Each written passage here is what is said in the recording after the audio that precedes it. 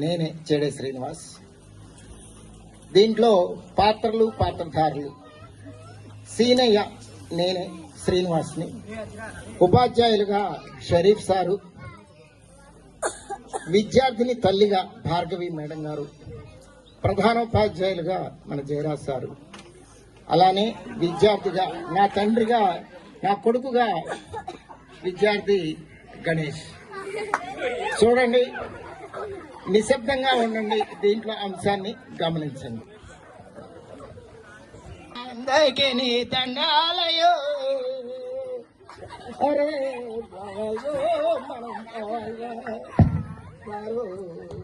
Hello Seenaiah,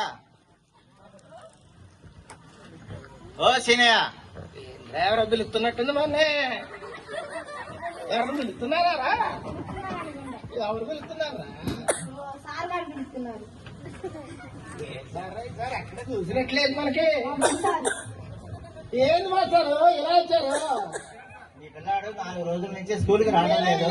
master అర్థం సీనయ్య ఒక మాట, మీ అబ్బాయి 4 రోజుల నుంచి బడికి రావటం లేదు, మరి పంపించు. మా అబ్బాయిని గేదెలకు పంపిస్తున్నా మాస్టర్. నేనైతే ఎట్టి పరిస్థితుల్లో స్కూల్ పంపనంటే పంపనంతే. ఎందుకు? నాకు ఇంట్లో కుదరట్లేదు మాస్టర్. మీరు చెప్తే అర్థం చేసుకోరు, మాడి బాగాలేదు. ఏం మాట్లాడుతున్నా సీనయ్య? 18 సంవత్సరాల లోపల పిల్లలందరూ కూడా స్కూల్కి పోవాలా, గేదెలకు పోకూడదు. అది ఎంత పెద్ద తప్పు తెలుసా నీకు? నా ఇంట్లో బియ్యం ఇవ్వచ్చారు, మీరేం అర్థం చేసుకోవట్లేదు. నాకు పిల్లగాడు పంపిస్తే నాకు ఎదుగుతుంది. రాకండి, నేను ఎక్కువ సీనయ్య మాట, నువ్వు పిల్లగాడిని బడికి ఖచ్చితంగా పంపాలి. ఇది యాక్ట్ ప్రకారం, గవర్నమెంట్ యాక్ట్ ప్రకారం 14 సంవత్సరాల్లో పిల్లలందరూ కూడా ఖచ్చితంగా బడికి రావాల్సిందే. నువ్వు నా మాటిని ఖచ్చితంగా బడికి పంపు. కుదరట్లేదు సార్, నాకు కుదరట్లేదు అంటే కుదరట్లేదు. నేను పంపనంటే పంపనండి. మీరేం చేసుకుంటారో నాకు తెలియదు, కానీ ఇప్పుడు నేను ఖచ్చితంగా గేదె పోవాల్సింది. గేదెలు పడడం చాలా పెద్ద తప్పు. చేసిన పంపిస్తా సార్ గేదె. మీరు చెప్తే కుదరదారా? నువ్వు పోయి ఒకసారి చేస్తాను పట్టుకో. సార్తో మాట్లాడాలంటే సారా పడాల్సింది, కానీ తీసుకొని సార్ తీసుకో. డబ్బులు చేసాం, పోయి సార్ చేస్తా. బడికి పంపకపోవడం పెద్ద తప్పు అయితే, ఇంకా సారా ప్యాకెట్ చెప్పడం ఇంకా పెద్ద తప్పు. తప్పదండి, నా బాధలు మర్చిపోవడం తాగుతున్నా. మీకేం తెలుసు? సరే, ఇదంతా కాదు కానీ రేపు మన బడిలో పీటీఏ మీటింగ్ ఉంది, తల్లిదండ్రులు అందరూ వస్తారు. కొడుకుని తీసుకొని ఖచ్చితంగా రావాలి. నాకు ఏమన్నా ఉపయోగం ఆ పీటీఎంకి వస్తే నీకు అన్ని విషయాలు తెలుస్తాయి. ఏం తెలుస్తుంది నాకు? అది వచ్చి తెలుసుకోను. నాకు తెలియదండి. మీరు పీటీఎం అంటారు, అదంటారు, నాకు కూలిపోతే. రవి, నువ్వు మీ నాన్న చేసుకొని ఖచ్చితంగా బడికి రా. ఏం ధర ముందు పొలపరాచండి బాగా రమణం ధర.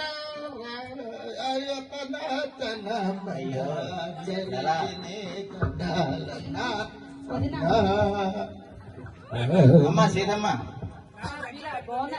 బాగున్నామ్మా. మీరు బాగున్నారా? బాగున్నాను సార్. మరి మీ పల్లవిని 4 రోజులు స్కూల్ పంపట్లేదు. మా పల్లవికి పెళ్లి చూపుల కోసం వెళ్తున్నా సార్, వదిన గారికి ఇవ్వడానికి వెళ్తున్నా నేను.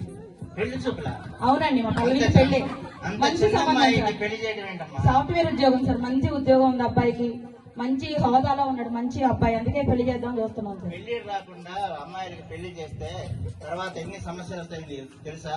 తెలుసు సార్, పెళ్లి చేసే ఆ సమస్యలు వస్తాయని తెలుసు, కానీ మా అమ్మాయి ఇంటి దగ్గర ఉంటే టీవీ, ఫోను, స్కూల్కి వెళ్ళినా ఏం చదవట్లేదు సార్. స్కూల్లో కూడా ఏం చదివి మార్కులు ఏం రావట్లేదు. ఇంటి దగ్గర ఉంటే పని చేయడం లేదు, చూస్తే టీవీ చూస్తుంది, ఫోన్లో ఇన్స్టాగ్రామ్, వాట్సాప్ లో అనుకుంటే ఇవి చూస్తుంది ఉంది. ఏదైనా అన్నామనుకోండి చస్తాను బెదిరిస్తుంది. దీనికన్నా పెళ్లి చేస్తేనే మాకు సమస్యకి పరిష్కారం దొరికింది, అందుకే మంచి సంబంధం దొరికిందని వెళ్తాను. చిన్న చిన్న వాటికి కూడా పెళ్లి పరిష్కారం కాదమ్మా. 18 సంవత్సరాలు నిండకుండానే పిల్లలు పెళ్లి చేస్తే వాళ్ళకి ఫ్యూచర్ లో పెద్ద పెద్ద సమస్యలు వస్తాయి. దానివల్ల అది అర్థం చేసుకొని మీరు 18 సంవత్సరాల వరకు పిల్లగాళ్ళని చదివించిన తర్వాత వాళ్ళకి పెళ్లిడు వచ్చిన తర్వాత, వయసు వచ్చిన తర్వాత పెళ్లి చేయడం అనేది ఒక మంచి సంప్రదాయం. కాబట్టి ఈ విషయాలన్నీ మీకు తెలియాలంటే మన బడిలో రేపు పీటీఎం మీటింగ్ ఉంది, దానికి తప్పకుండా అటెండ్ కండి, మీకు అన్ని విషయాలు అర్థమవుతాయి. సరే సార్, మా మీటింగ్ చెప్పి తీసుకొని వస్తా సార్. ప్రస్తుతం అయితే మేము వెళ్తున్నాము.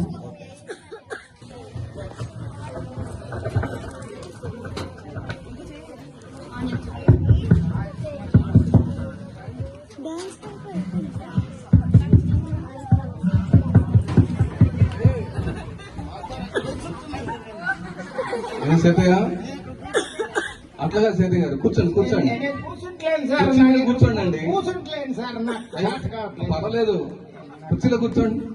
నాకు వద్దులేండి సార్, మీరు ఎందుకో పిలిచారు, ఆ విషయం ఏంటి చెప్పండి, నేను పాతగా అంటున్నాగా. సీతమ్మ గారు మీరు వచ్చి కూర్చోండి. శ్రీనివాస్ గారు కూర్చోండి, కూర్చోండి. సార్ నాకేమైనా ఉపయోగం ఉంటే చెప్పండి, ఆ ఉపయోగం సంగతి మేము చెప్తాం. నాకు లాభం లేదు, నేను కూర్చోను సార్. నీకు లాభం సంగతే మేము చెప్పేది కూడా. ఏమో మీరు మా అబ్బాయి చదువు చెప్తున్నారు, మాట తప్పకూడదని కూర్చుంటున్నాను. సరే కుర్చీలో కూర్చోండి.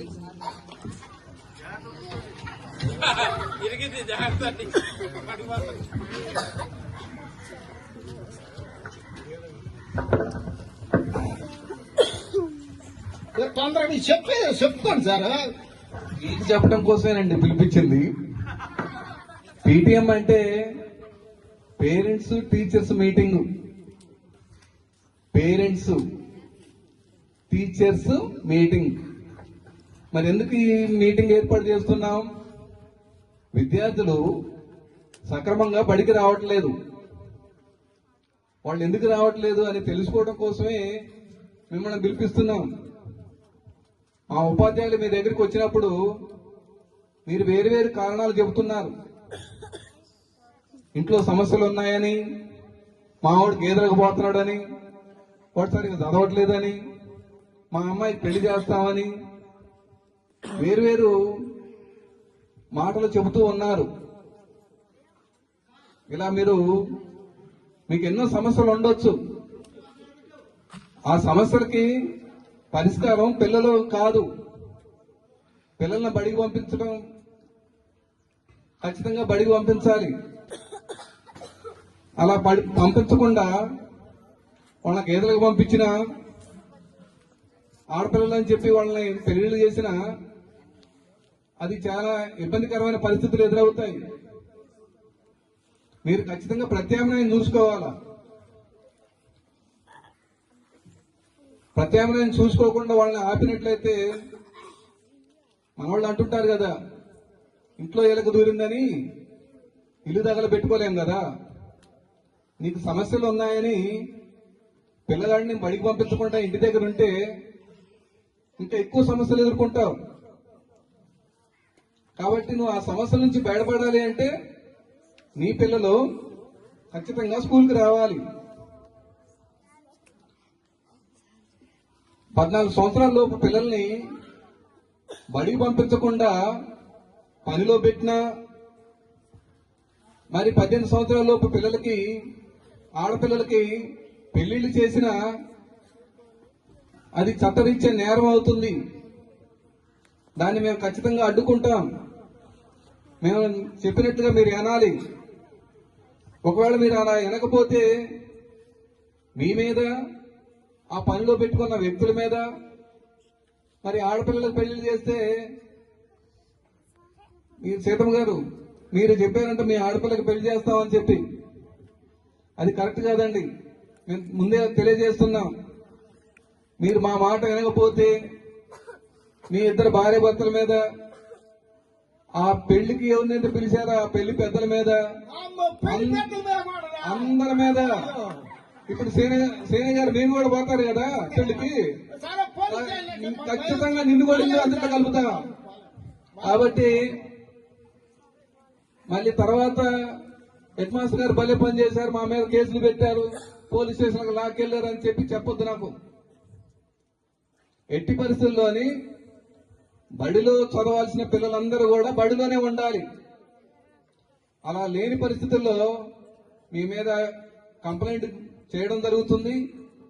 మరి వాళ్ళు యాక్షన్ తీసుకునేలాగా మేమే పట్టుబట్టాల్సిన పరిస్థితి కూడా ఉంటుంది. కాబట్టి దయచేసి మీరెవరు కూడా పిల్లల్ని పనిలో పెట్టడం కానీ, 18 సంవత్సరాల లోపు పిల్లలకి పెళ్లిళ్ళు చేయడం కానీ చేయొద్దని మరి మీకు మనవి చేసుకుంటున్నాను.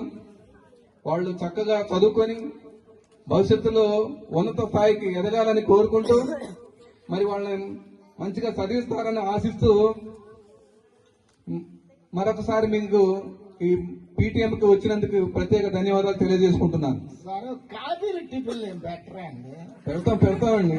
చెప్పండి, ఇంతసేపు కూర్చోబెట్టారు, ఏం లేకుండా ఎక్కడ పంపుతారు? సరే సార్, మీరు చెప్పారు కదా, మేము ఖచ్చితంగా మా పిల్లల్ని పంపిస్తాము. ప్రతిరోజు బడికి పంపించాలి, మీరే జాగ్రత్త తీసుకోవాలి, ఇక్కడికి పంపించాలి, సమయానికి రావాలి. సార్ మా బాబు కోసం చెప్తున్నారని మాకు అర్థమైంది. ఖచ్చితంగా మేము పంపిస్తాం. వాడు చాలా చక్కగా చదువుతుడు నీ కొడుకు. నువ్వు కూడా సీతం గారు, నువ్వు కూడా పెళ్లి చేయబాకమ్మా. చేయండి సార్, ఇప్పటివరకు ఏదైనా పెళ్లి లేదు. సంబంధం కావాలంటే సార్ అడుగుదాం కానీ అప్పుడే నువ్వు చదివించు ముందు. నువ్వు కూడా చదివిస్తా సార్, మంచిగా నేను కూడా మీలాగా ఒక ఉన్నతమైన స్థానంలో ఉండే విధంగా నా ఆడపిల్లని ఉద్యోగం వచ్చేంత వరకు చదివిస్తాను సార్. థ్యాంక్స్ అండి, ఏమనుకోవద్దు, ఏదైనా బాగా అర్థం చేసుకున్నాను. తప్పు మాట్లాడితే మీరు మమ్మల్ని క్షమించాలి. ఖచ్చితంగా చదివిస్తాం సార్. ఏదైనా పొరపాటు జరిగితే మన్నించండి. సేనయ్య గారు, ఒక చిన్న రిక్వెస్ట్ అండి. చెప్పండి మీరు మంచిగా మేము చెప్పిన మాటను బాగా అర్థం చేసుకున్నారు, సార్. బాగానే ఉంది. కానీ తాగి వస్తున్నారు అనిపిస్తుంది. దయచేసి తాగకండి. బాధల తాగితే ఇంకా ఖర్చు ఎక్కువ కదండి, ఖర్చులు పెరిగిపోతాయి. అయ్యో, బాధపడకండి, చాలా సమస్యలు ఉంటాయి ప్రతి ఒక్కరికి. నీ కొడుకే తీరుస్తాడు. నాకు వాడిని చూసేలాగా నేను బతికేది. వాడు బంగారం అండి, వాడు బంగారం. వాడిని చూసే సార్ నేను బతికేది. చక్కగా చదువుతాడు. కానీ మీరు వాడిని చదివిస్తే మీ సమస్యలన్నీ తీరుతాయి. ఇక సమస్య ఉంది కదా అని చెప్పి బడిగొడ్లకు పంపించారనుకోండి, ఇద్దరు పోవాల్సి వస్తుంది. మీరిద్దరు మరి అర్థం చేసుకుంటారని అనుకుంటున్నా. ఓకే సార్, అర్థం. కానీ పేరెంట్స్ మీటింగ్ వచ్చేటప్పుడు దయచేసి కొంచెం తాగి రాకండి. ఖచ్చితంగా సార్, అర్థమైంది. మాకు తాగకుండా రావాలనేది అర్థమైంది. ప్రతిరోజు సమయానికి బడికి కూడా పంపించాలి. ఖచ్చితంగా సార్. ఓకే, సంతోషం అండి. సీతమ్మ గారు, మీరు అర్థం చేసుకున్నందుకు మరొకసారి ప్రత్యేకంగా PTM గురించి దీని అవగాహన గురించి తెలియక పిల్లలు రమ్మని చెప్తున్నారు. మీరు రసీదు రాసి పంపిస్తున్నారు, సంతకం అయితే పెడుతున్నాం కానీ దానికి ఉన్నటువంటి విలువేంటో తెలుసుకోలేకపోయాం. ఇట్లాంటి విషయాలు మాకు అంటే ఏ పల్లెటూరులో మేము జీవిస్తున్నాము, పక్కన వాళ్ళు చెప్పే మాటలు బట్టి పిల్లల యొక్క జీవితాలని పెళ్లిళ్ళ ద్వారానో పనులు పంపించాలని ఆలోచన మాలో ఉన్నటువంటి ఆలోచన తీసివేసినందుకు ఇక నుంచి ఏ PTM కూడా మేము ఆబ్సెంట్ అవ్వకుండా వస్తామని మాటిస్తున్నాం సార్. సార్, ఇక నేను కూడా చెప్తున్నా, ఖచ్చితంగా తాగను అని చెప్తున్నా సార్. నేను ఖచ్చితంగా పిల్లలు ఒకసారి సేన గారికి తప్పట్లు కొట్టండి. మనకి హామీ ఇచ్చారు.